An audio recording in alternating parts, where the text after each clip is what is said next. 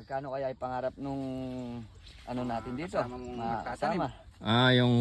Yung kasama ko no, si Kuya Pedi, ayun. So medyo siyempre pagka nangarap ka, sabi nga lalakihan mo na. So medyo sabihin na natin malaki yung pangarap niya. Pero kung tatanungin ko naman kayo, kung magkano yung kaya nyo kung sa pakyawan, kung halimbawa lang magkakasundo tayo.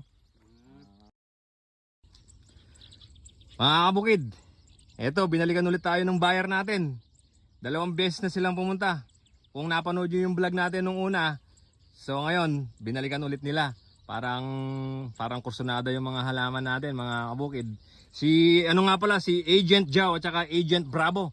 Sa mga gusto ng buyer, eto ipuntahan nyo lang yung page nila o kaya paki-follow nyo na din, mga kabukid.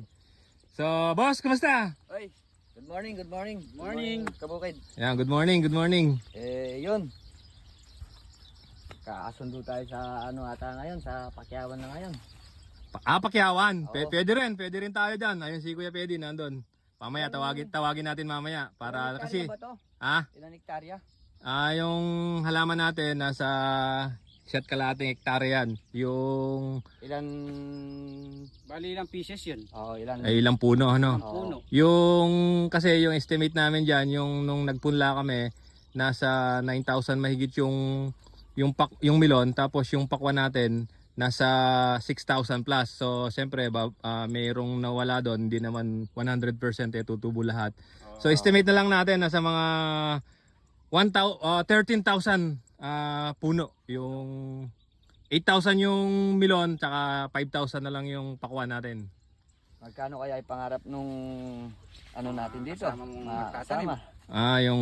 Yung kasama ko no, si Kuya Pedi, ayun. So medyo siyempre pagka nangarap ka, sabi nga lalakihan mo na. So medyo sabihin na natin malaki yung pangarap niya. Pero kung tatanungin ko naman kayo, kung magkano yung kaya nyo kung sa pakyawan, kung halimbawa lang magkakasundo tayo. Bigyan mo presyo Jao. Ano? So, pag-isipan na mabuti. Pwede naman yan, wala namang ano yan. Kumbaga sa pagka nagkasundo tayo, okay. Tawad pa lang to, tawad. Ito pala Oo. yung namin, mga 700. 700,000. Ito lahat. Sama pakwan. Oo. Pakwan. Sama na pakwan.